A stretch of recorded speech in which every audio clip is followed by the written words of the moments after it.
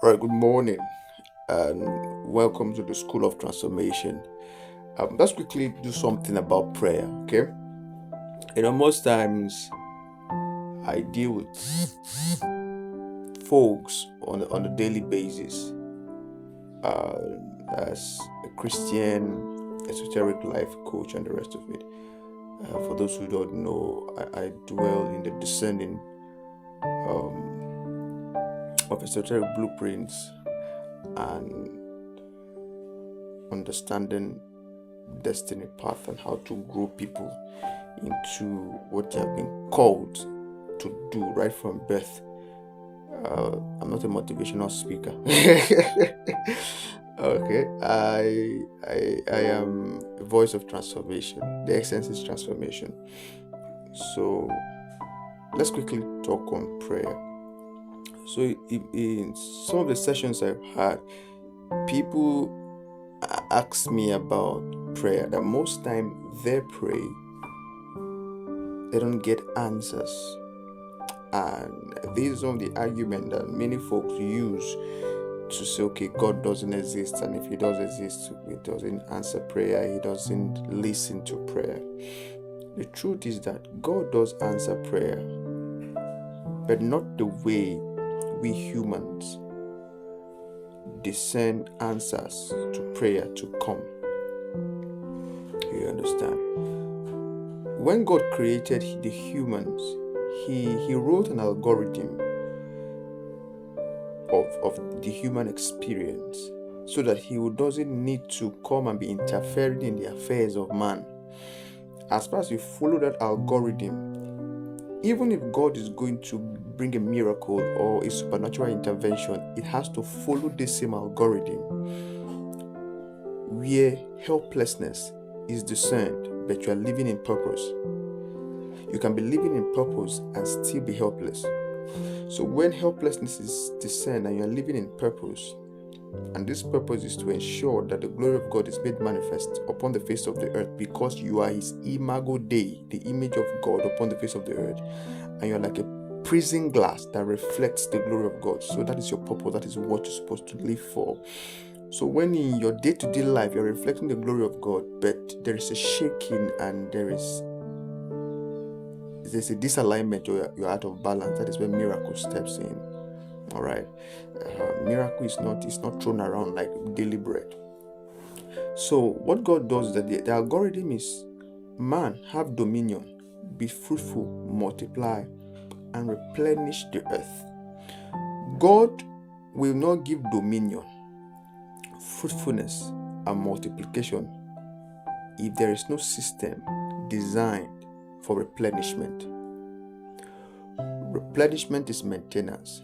Replenishment is your ability to renew things from agedness or oldness to a new. It is people that have the capacity or the systems in place to replenish. It is they that have the capacity to multiply. It is they that have the capacity to have dominion. It is they that have the capacity to be fruitful. If you do not replenish your body, you will have problem with your health. If you do not replenish the structures, they will be dilapidated and depreciated. If you do not replenish your relationship, it will become dormant, staled, and toxic. All right? If you do not replenish your knowledge, if you don't replenish your wisdom bank, you will become a liability to the people that you are close to. Most persons run to Europe because of the systems and the structure in place. Europe has had structures that are over 500 years old, and they're still being maintained and being replenished and being remodeled, as the case may be, that you can now use that to link to the old world. Now, most of us from Africa that run to those places, we have more better and more futuristic buildings, but we do not have what they call the maintenance or the replenishing culture. All right. So why should God invest more in Africa when we are not maintenance pro? It's not only when you say words that you pray. Your systems are prayers. Your buildings are prayers. Your dressing is a prayer. The way you cook your food is a prayer. Because even scripture says that when your tongue fails to worship God, non-living things will worship God.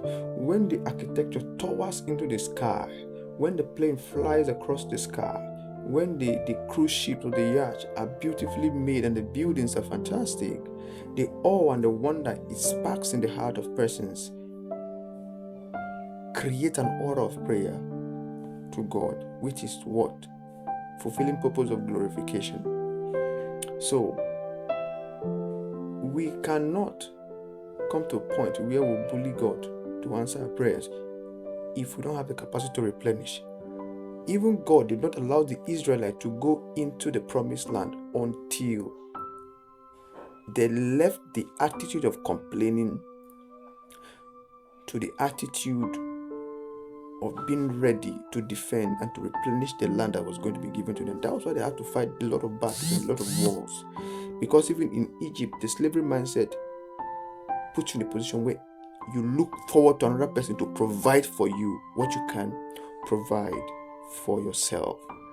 All right. Some persons will be praying for 10 million naira and you only have the capacity to replenish 1 million. God will not give you the 10 million. And because you're not praying for 1 million, He will not also give you the 1 million because you have not discerned that what you need at this point in time is 1 million. And many people are even too proud to accept that, okay, what I am worth at this point in time is 1 million and I can work with that. And that is why God will not give us a burden or a cross that is beyond us. So if your weight is heavy, it means your mind is open and it means God is answering your prayers. God prospers people to the degree that their soul prospers. Because if your soul does not prosper, if your soul does not grow to the point of knowing what to and how to replenish what you have, the gift He's going to give you will be the reason why you die. And God is not a wicked God. I'm still the voice of transformation, and I love Zoe.